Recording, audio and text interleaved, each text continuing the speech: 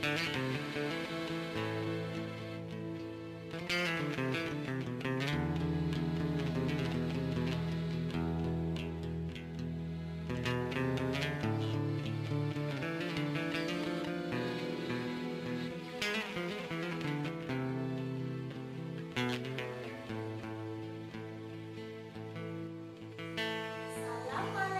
warahmatullahi wabarakatuh.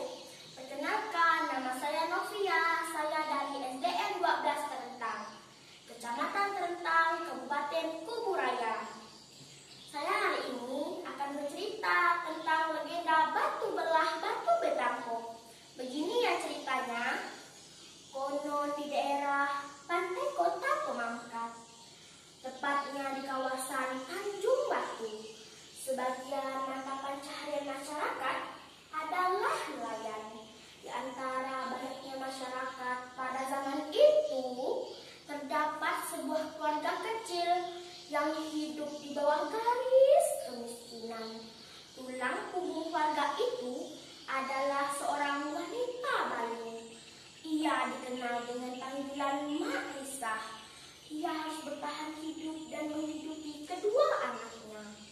Anak pertamanya bernama Long Ijun dan anak keduanya bernama Sukiso. Mak Risah tinggal jauh dari keramaian, tinggal di sebuah gubuk peninggalan suaminya yang sudah reot.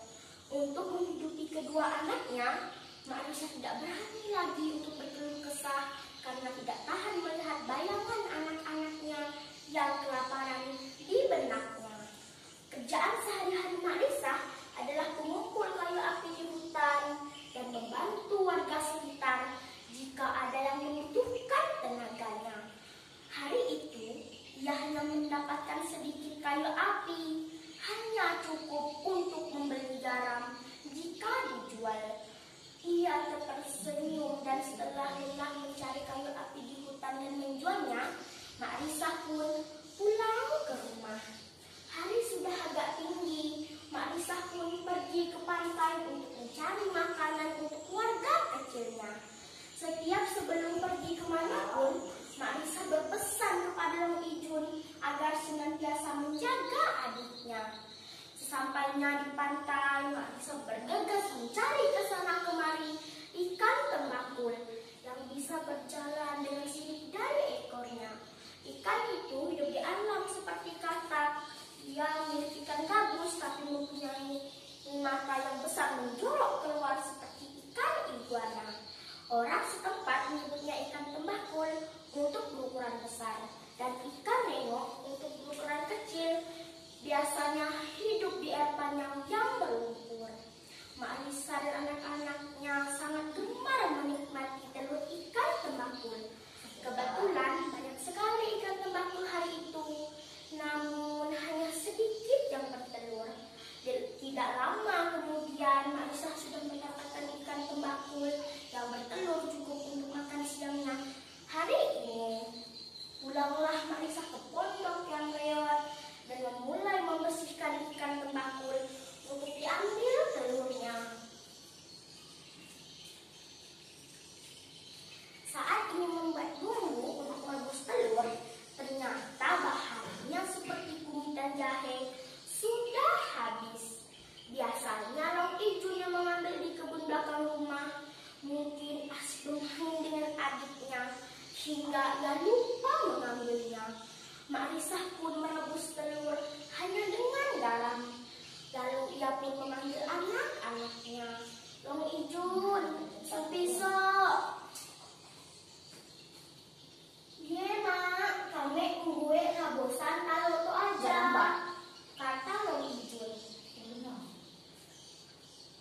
Ayolah, jaga adikmu ye, usah makan dulu kalau ye, nunggu mak dulu. Daan berempah ye rabusannya, janji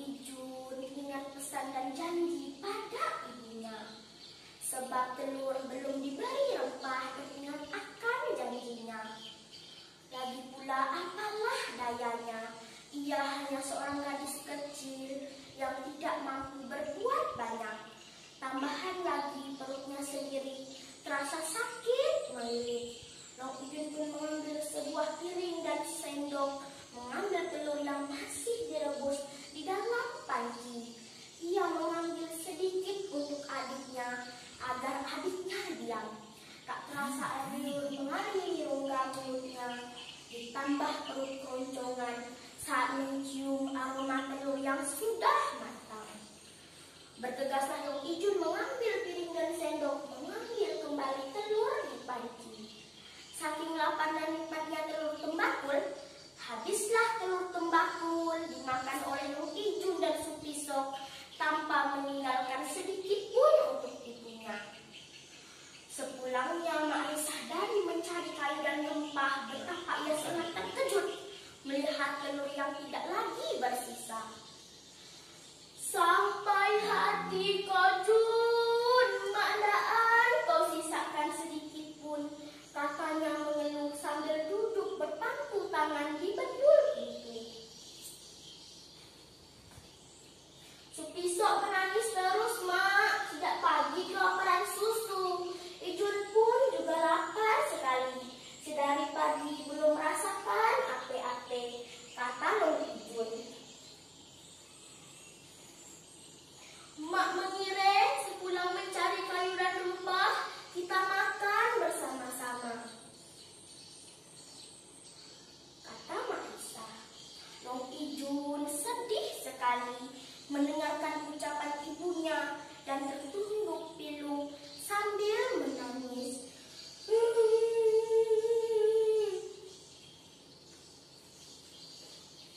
Udahlah Jun, Mak udah kemponan, katanya teramat sedih karena keinginan dan harapannya telah putus sehingga kemponan. Ia bangkit perlahan, kemudian berjalan lamban menuju pantai. Jalannya pun semakin cepat, akhirnya ia meraung menangis sambil berlari. Ia menuju Batu Keramat yang terletak di Tanjung Batu. Sesampainya di mulut Batu Balah, ia pun memohon, "Batu Balah, Batu Betangkop, tangkopkan aku, anggan kakiku. Aku pimponan, telur timbakul." Berprak, bunyi Batu Balah membelah diri dan membuka ruang. Mak Risah pun masuk dan Batu Balah menangkap kedua kaki Mak Risah. Mendengar permintaan ibunya itu, Long Ijun pun menangis sambil menggendong Supisok yang juga menangis.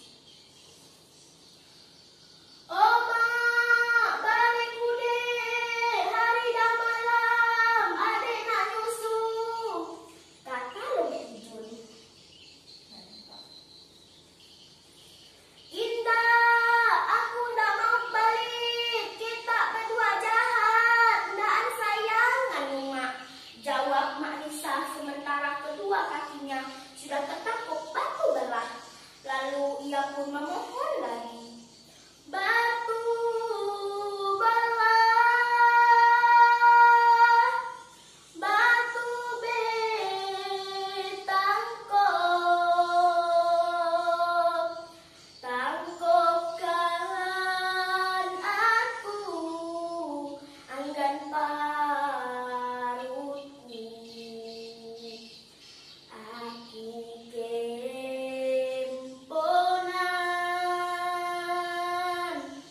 talur timbakul." Demikianlah seterusnya sehingga tertangkap bagian perutnya, lalu lehernya. Melihat itu, Long Ijun pun memberanikan diri untuk menyelamatkan maknya. Tapi terlambat. Yang didapatkannya hanyalah rambut emaknya yang panjang terurai. "Oh Mak, oh Mak, tunggulah kami. Sagalmian, oh Mak, ninggalkan